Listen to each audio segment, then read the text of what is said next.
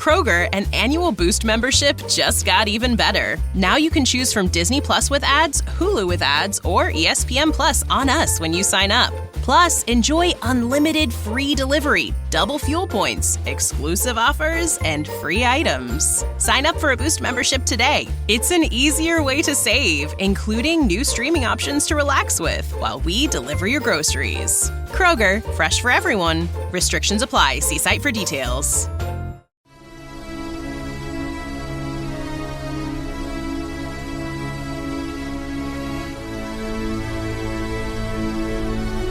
Welcome to the Dynasty Dugout Show, a podcast covering all things minor league baseball. Get a front row seat to the action with everything you need to know about the future stars of Major League Baseball. And now, here's your host, Chris Clegg.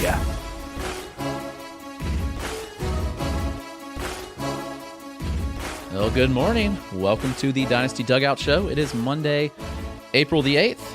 We're going to talk baseball. It's a good day to be back, chatting with you all. Thank you for joining us. I'm going to break down yesterday's action. Tomorrow we will look at some underrated standouts so far to the minor league season. But if you're hanging out with us live, I'll be happy to answer any questions, anything that you'd like to know, have answered. I'll gladly do that. But we are going to, like I said, kind of break down yesterday's action. There is a lot to cover. It was a really big day for a lot of hitters and even pitchers too. And we will break all those down, starting with Zaire Hope, who seems to be the buzziest prospect there is at this point because he's been absolutely incredible to start the year. He has 3 home runs to this point, one of them leaving the bat at 112 miles an hour. This is a kid that was drafted out of high school last year, which is pretty wild to think about, but this is the kind of prospect that we're looking at. He's a very talented, toolsy outfielder, drafted by the Cubs, shipped over in the Michael Busch deal with Jackson Ferris, which already looks really, really good for the Dodgers. Hope had 2 home runs yesterday, drove in 4. He took a walk. I'm very impressed.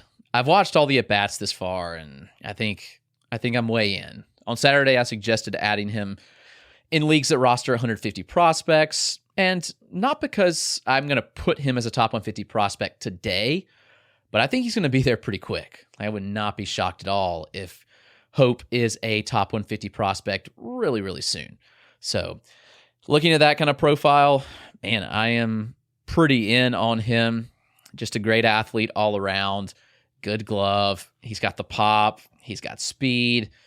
The contact's kind of the question mark, but so far, so good there. Let's look at the contact numbers to this point on Hope just to get an idea with what we're looking at.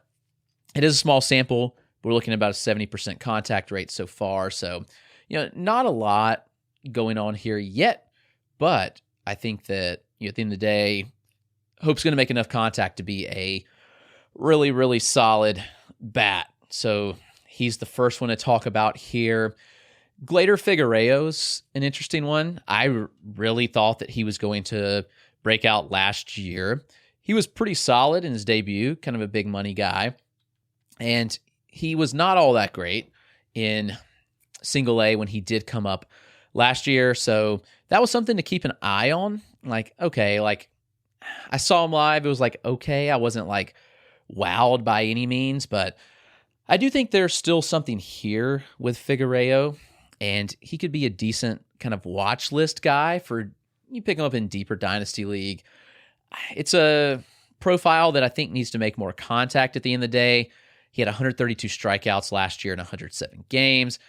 This year, he only has 1 strikeout in 3 games. He did hit 2 home runs yesterday, drove in 3. He is, I don't know, it's an interesting profile. I'm not going all in on Figueiredo, but I am keeping a close eye on this one because if the contact skills do improve, then, all right, there might be something here. Aiden Smith was the other 2 home run bat yesterday.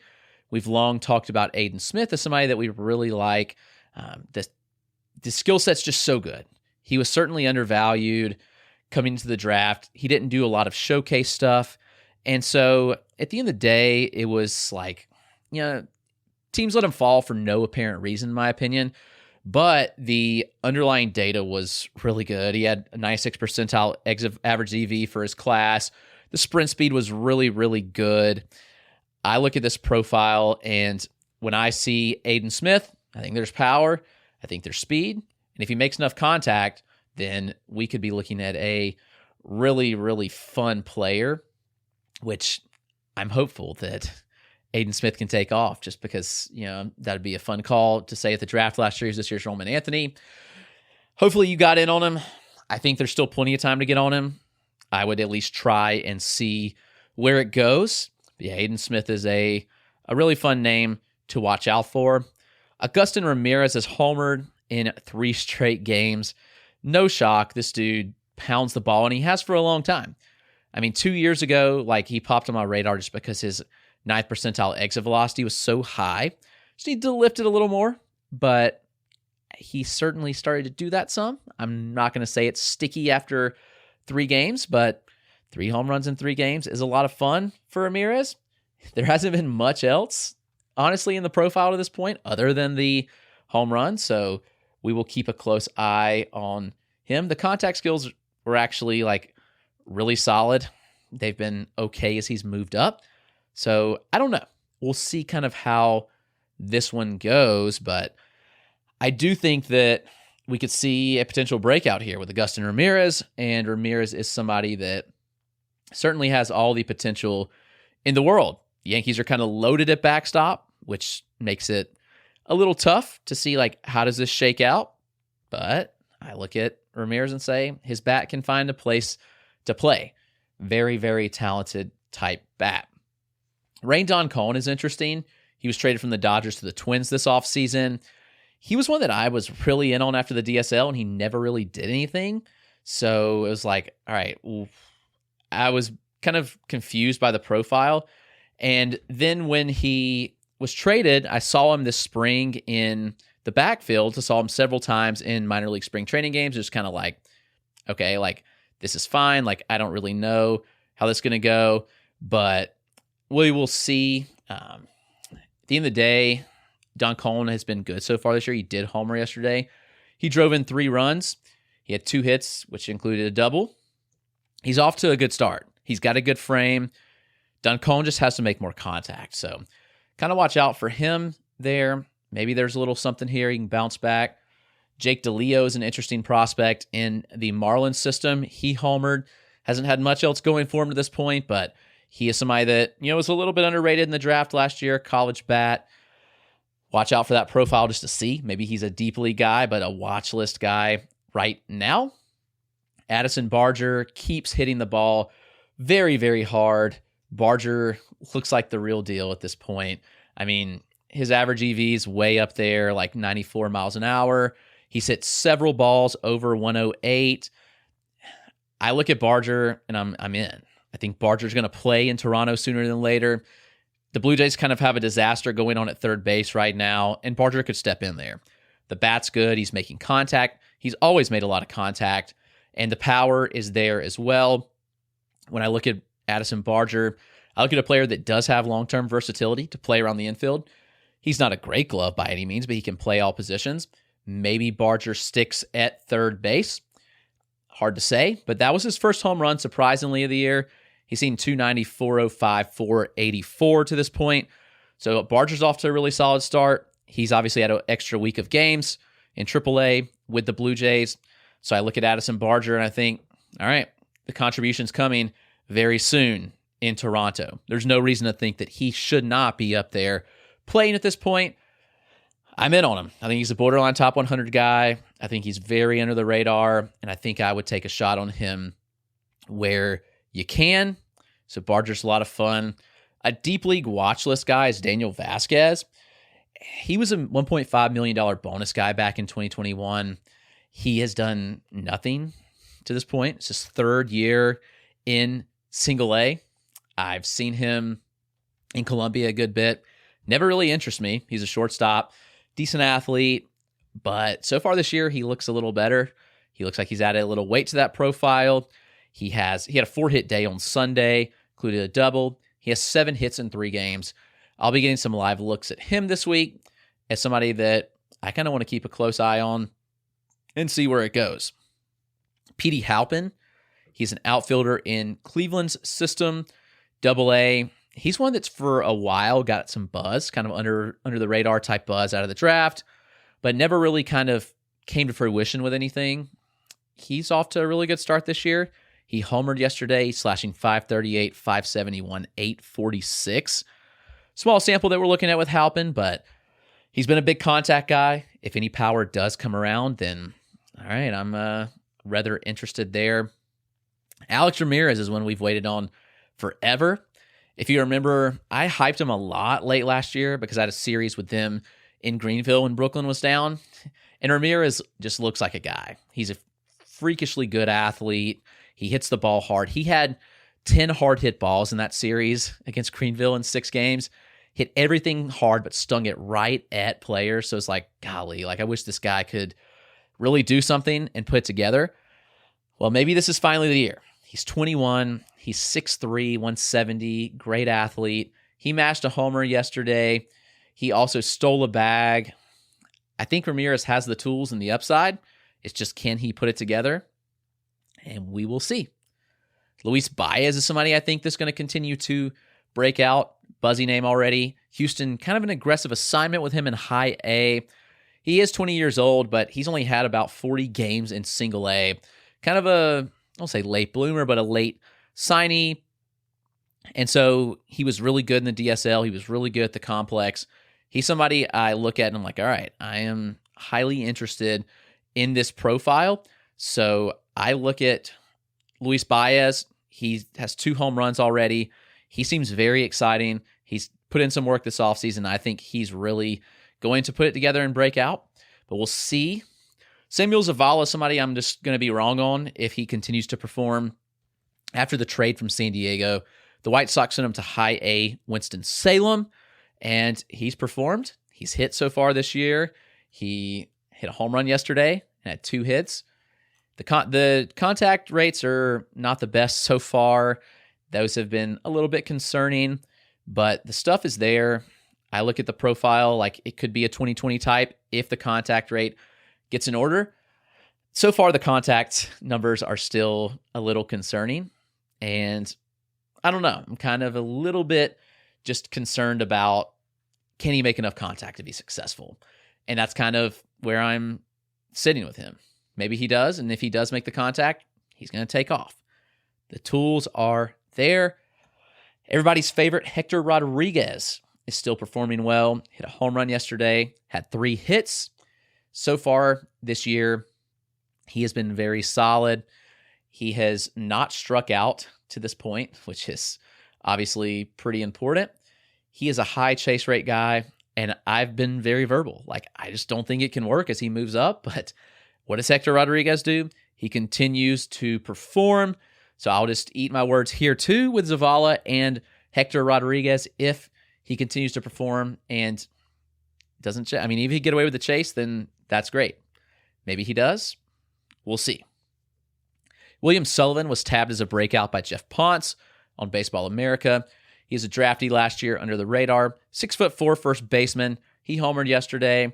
He hasn't done a ton this year. 3 games, but he did homer yesterday. He's got a big frame. He's got a powerful swing. So I'm keeping an eye on him. Marcos Castellon he's a little older second baseman in the Padres system. He's somebody that I tabbed as a breakout for their org. He homered yesterday. He's an on-base machine with a little pop and a little bit of speed. So I'm curious to see, like, what does this profile develop like? He's a little bit older, so I'm like, I'm kind of watching him pretty closely. But Castellon is spelled Marcos, Marcos. Cast, C-A-S-T-A-N with a, I'm blanking on what that's called, a tilde over it, and then an O-N. So it's like the Cunha tilde on it. Castellon. So I don't know. He's a deep league guy. I'm not saying he's going to like be a stud, but I do think he can be decent. Lonnie White Jr. homered. He's got major contact question marks, but he's one of the better athletes in the minors. I mean, this kid was a 4-star wide receiver commit to Penn State. out of high school. He was a 3-sport athlete in high school, stud track runner as well. And he turned down, obviously, going to Penn State. The Pirates paid him enough to come to the team. 6'3", 212, really good athlete. So Lonnie White, somebody to kind of keep an eye on if the contact skills develop. Andy Pages, I think he's just a guy. Andy Pages hit a massive homer yesterday. He went 3 for 5. He's seen 270 with a 372 OBP so far this year.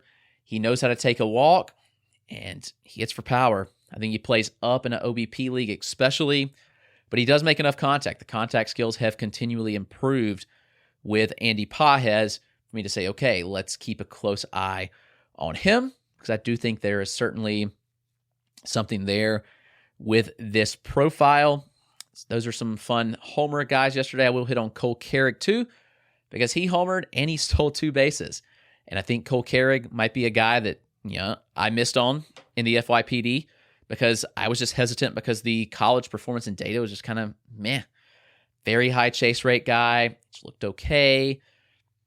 The powers come around. I mean, the exit velocities were not great with metal. And so if Cole Carrick turns out to be a stud, hats off to James Anderson, who was way in on him early. And I will gladly miss here. Not gladly, because I wish I had to share, but I'll be wrong on this one. And that's all right.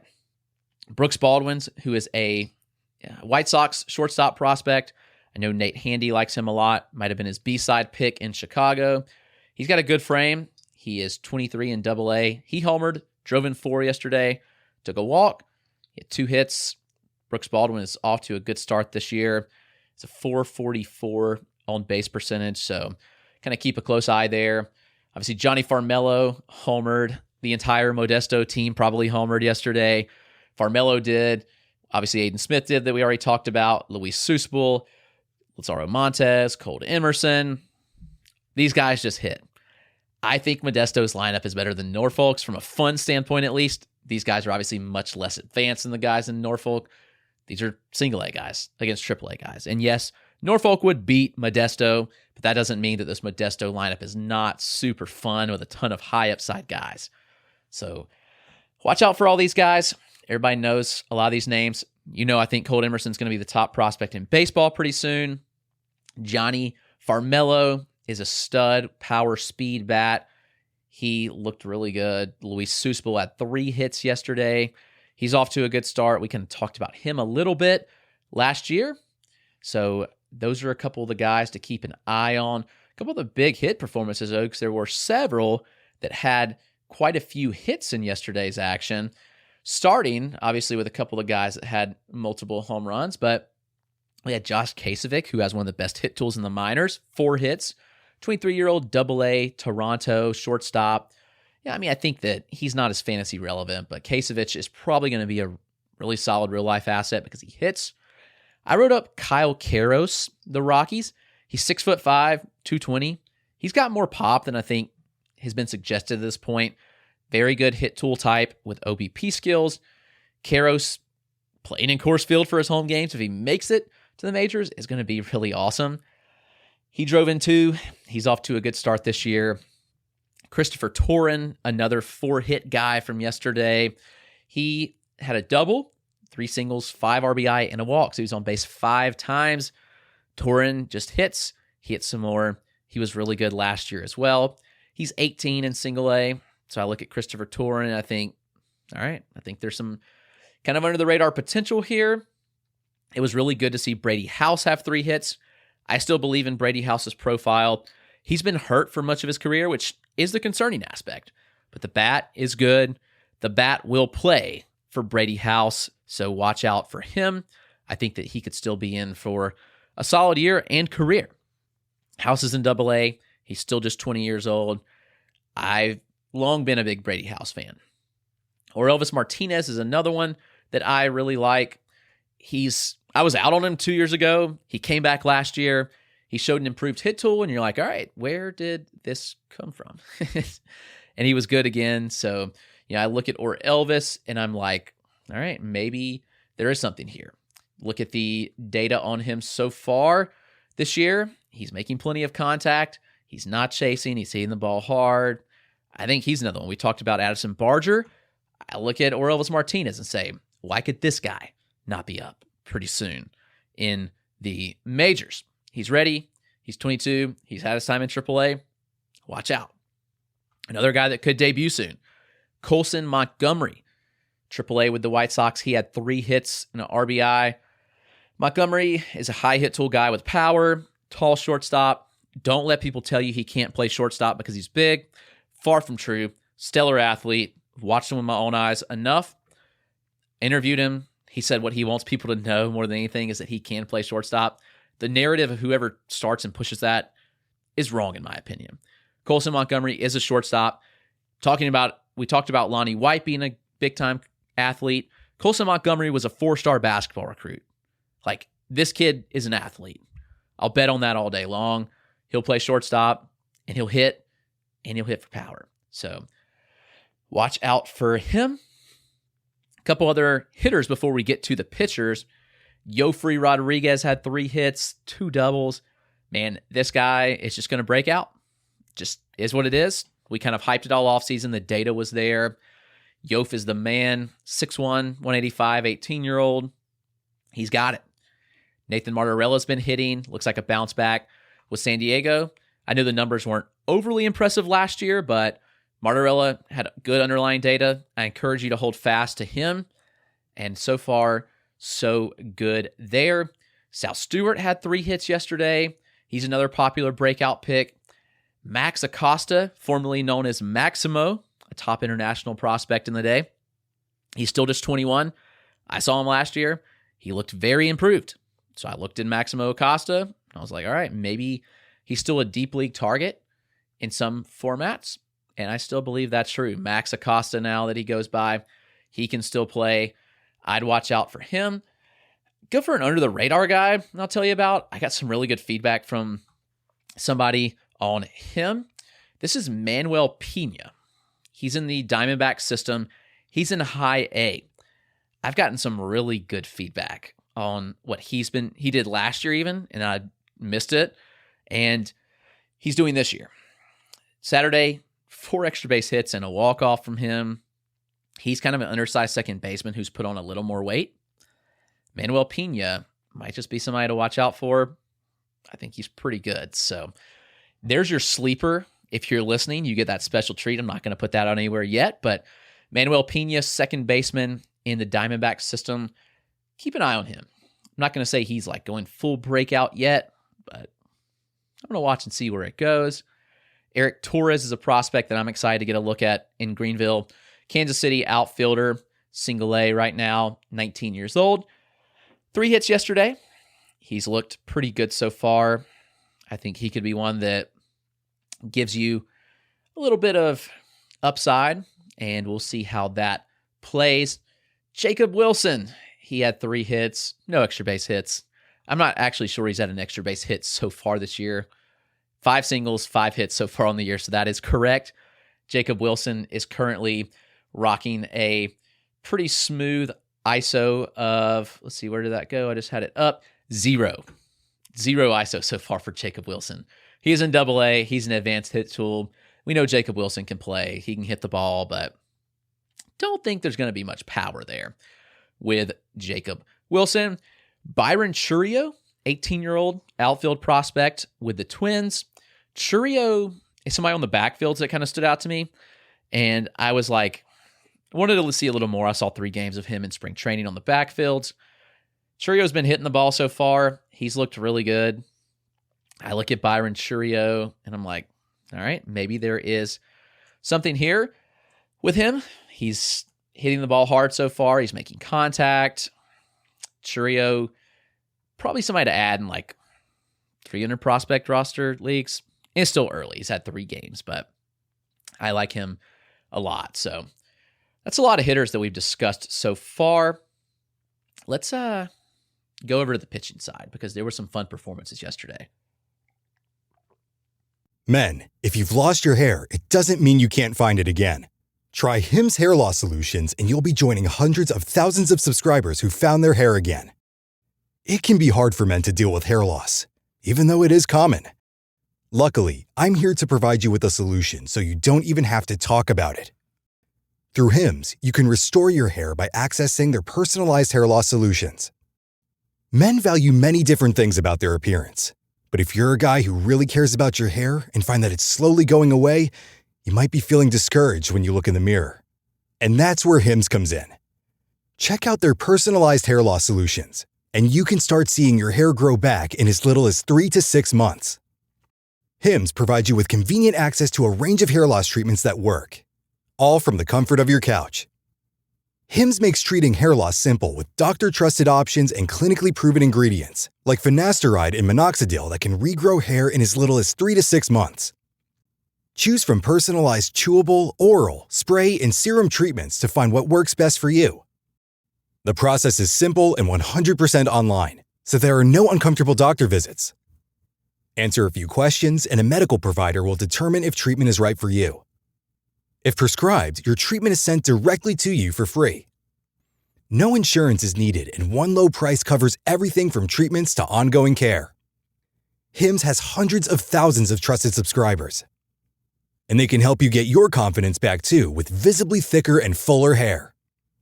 Start your free online visit today at hims.com/Hail Mary.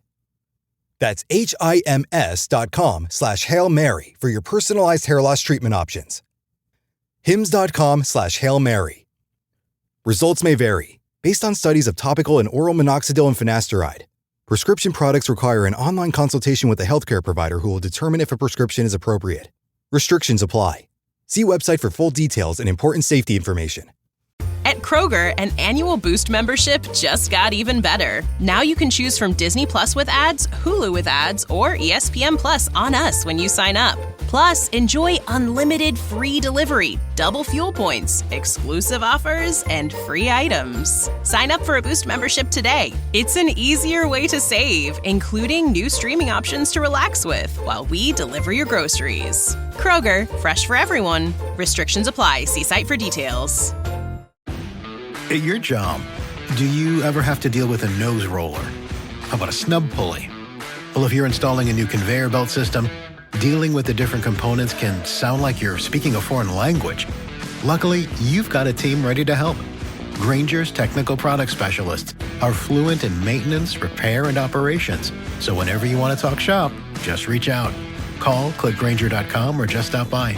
Grainger, for the ones who get it done. We had several debuts, like pro debuts. Tristan Vreeling was one. Yankees prospect. Drafted in 2022. First pro debut. He actually pitched in the Fall League. I saw him. But it was his first regular season debut for him. Vreeling looked really good. Threw 5 scoreless, 2 walks, 6 Ks. Fastball looked good. The curveball looked good as well. Vreeling's 6'4", 200-pound projectable arm. Pretty aggressive assignment in Double-A. I believe, somebody that hasn't really pitched much as a pro and been hurt. They were aggressive to send him to the Fall League, and they were aggressive to send him to Double-A here. I look at Vreeling, and I'm like, all right, a watch list guy for sure. I like what I saw. I watched a lot of lower-level starts. I watched Adam Serwanowski against Jonah Tong. Tong is somebody that I'm pretty sure was on my radar last year from Matty Backpack in the Discord. Matt was kind of over Jonah Tong, and I was like, all right, I'll watch some more. And he had like really outlier stuff, like from a data perspective. So Tong struck out 11 yesterday over 4 1/3 scoreless, which was like, I thought was pretty impressive, obviously. He walked 2, he allowed 2 hits. Fastball set 92, but touched 95. Averaged 21.2 inches of IVB, touched 24 several times, which is wild. That's an absurd outlier fastball. Look at him, was like, dang, this dude is legit. And I was very, very excited about what I saw with him. Secondaries look good too. That big downward curveball is a 12.6, mid-70s. The velocity, it has a ton of drop. He threw slider and cutter that were both impressive pitches. Kind of merged at times, but overall, like, all right, these are pretty intriguing arsenal here with Jonah Tong. And so I looked at him and was like, all right, He did everything that I wanted to see. Then we went to Adam Serwanowski, a lefty, kind of big upside. He is a tall, lanky, projectable type where there's plenty of room to fill out his 6'5" frame. I think he's listed at 190, if I'm not mistaken. It's a funky arm slot. He struck out 6 batters over 4 scoreless with 1 hit. It was his single-A debut. Serwanowski's a local guy to me, so I've kind of seen him for a while. Looked at him and was like, all right, maybe there's something. I didn't expect him to get drafted. He was like a 15th round pick 2 years ago. Shout out Eastside High School in Greenville. That's where Serwanowski went. Fastball average 94, touch 96. Solid slider, low 80s, missed bats. He will need to develop a third pitch. Serwanowski needs to further develop a pitch. He's toyed with a changeup. He's toyed with a cutter. But at the end of the day, he's going to have to go with one. I think the arsenal may be better suited for a cutter because he kind of cuts the four seam a little bit. Like, it's interesting because some have a little bit of arm side run, some he's cutting, but maybe he adds both. Cutter and changeup could go a long way for Adam Serwanowski. That's spelled Serwinowski. Adam Serwanowski, left-handed arm, keeping a close eye on him. Calvin Ziegler looked like a stud. Healthy Calvin Ziegler is a really good arm. He's pitched just 47 innings since being drafted back in 2021. He was an early second-round pick with a lot to like. He tossed 4 perfect innings with 5 strikeouts on Sunday. He looked the part for sure. I am very intrigued if Ziegler can stay healthy. And if he does, then I think there's certainly something to see here because the upside is pretty tremendous. Ziegler has a really fun arsenal. Fastball got up to 96. He throws solid secondaries as well, has a very impressive curveball. So I actually misspoke. He had 9 strikeouts. I'm not sure why I said 5. I'm not sure what I was looking at when I read that. But 9 strikeouts for Ziegler, which was huge, and perfect 4 innings. That's a lot of fun too. So Ziegler has the recipe for success. The Mets have done really good with pitch development, actually. I think that they're a little bit underrated when it comes to pitch development. So he's one that if he's healthy, they could just develop into a really good arm. Jose Davila, hope I'm saying that right, was not on my radar at all. Really knew minimal about him prior to yesterday. He came out and looked really, really good. He was one that had a stellar outing, showed improved velo, 5 perfect innings on Sunday, 9 Ks. Fastball set like 92 last year, 92 and a half. It was sitting 95, touched 97 and a half when near 18 inches of IVB. Curveball missed bats at a very high rate, sitting near 80 miles an hour. Changeup showed nice fade in the upper 80s. He finished the day with a 42% whiff rate and a 42% CSW as well. So Jose Davila, Cardinals right-handed pitcher, one to watch. We'd be very remiss if we did not talk about Landon Marutis, who was incredible. He is the Blue Jays pick last year, prep draftee out of Calvary Christian, which is the same school as Andrew Painter in Florida. Clearwater, that's right down the street from the Phillies facility.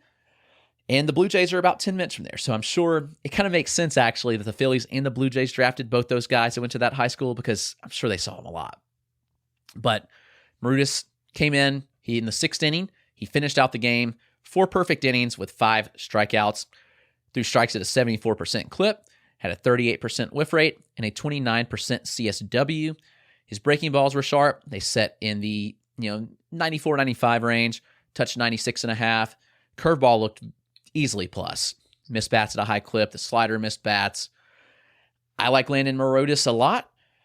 I'd watch out closely for him. Spencer Schwellenbach is another one. He was a 2-way player out of Nebraska. He had TJ kind of early on in his career. He was drafted after having TJ and missed all of 2021 and 2022. Kind of building back up last year, Schwellenbach showed really good stuff.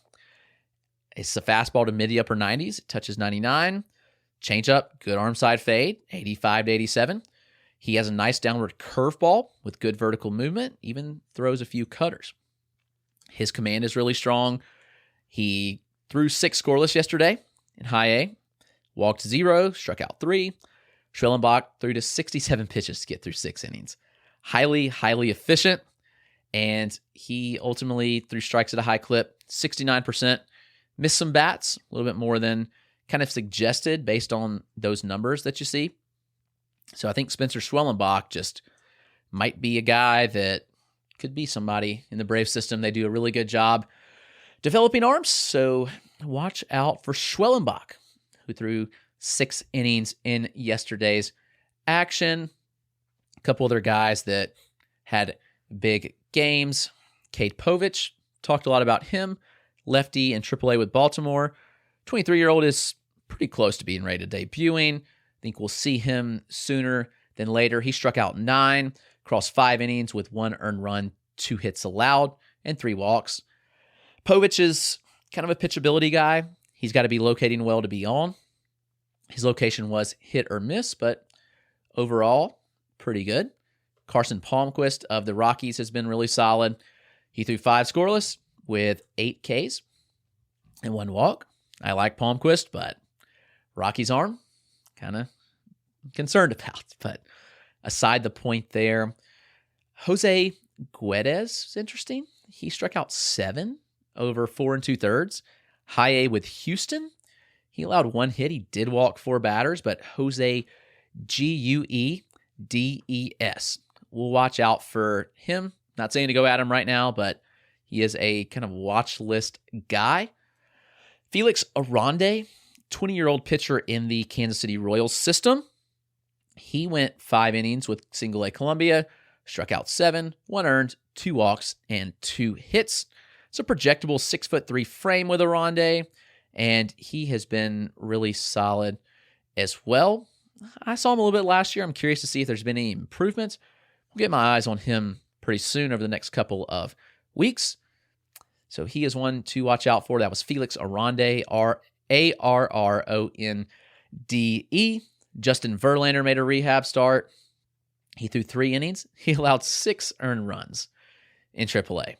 6 Ks, but 6 earned, 7 hits, 1 walk. That is obviously not what you want to see from 41-year-old Justin Verlander, but he should be back in the majors pretty soon. I don't think you want to send him back after that start, but we'll see. Keep a close eye on him. Trace Bright of the Baltimore Orioles, AA. He threw 3 2/3 scoreless with 6 runs and 2 walks, so he was an interesting one to see. A couple others I want to hit on. Jose Rodriguez in the Dodgers system. He struck out 6, but he kind of got hit around a little bit. 6'6" arm. He's got some fun stuff, but keep a watch on him. Jackson Baumeister had 3 scoreless innings with 5 Ks, 2 walks. I picked Baumeister as my breakout arm in Baltimore system. Drafty last year, 6'4", pretty good stuff out of Florida State. He's starting in high A this year. So I'm keeping an eye on Jackson Baumeister, Baumeister. He's a guy to add in like top 500 or like leagues where 500 prospects or so are rostered. So keep a close eye on him. Luis De Leon, another arm in the Baltimore Orioles system. 6'3", lefty, 20 years old. He had a great start. He was 4 scoreless with 5K, I think he did allow 1 earned. Yes, no walks. 1 earned run, though, for De Leon, but still just 2 hits allowed, 5 Ks. His success dates back to last year. I think you have to look at Luis De Leon and say, all right, this is a very, very close watch list guy because I think he's pretty close to being like a top 300 to 400 type guy. I really like that arm a lot. So I think that's going to wrap us up. That was probably like 50 names that we covered. Hopefully that was everything that you need to know from yesterday's action.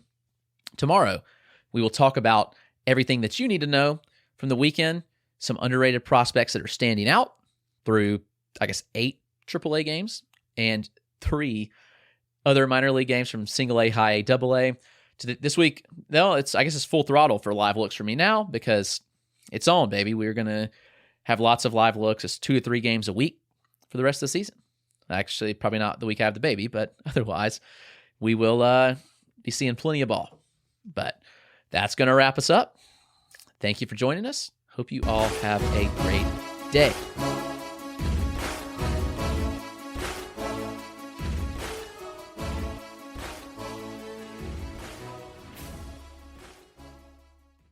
At Kroger, an annual Boost membership just got even better. Now you can choose from Disney Plus with ads, Hulu with ads, or ESPN Plus on us when you sign up. Plus, enjoy unlimited free delivery, double fuel points, exclusive offers, and free items. Sign up for a Boost membership today. It's an easier way to save, including new streaming options to relax with while we deliver your groceries. Kroger, fresh for everyone. Restrictions apply. See site for details.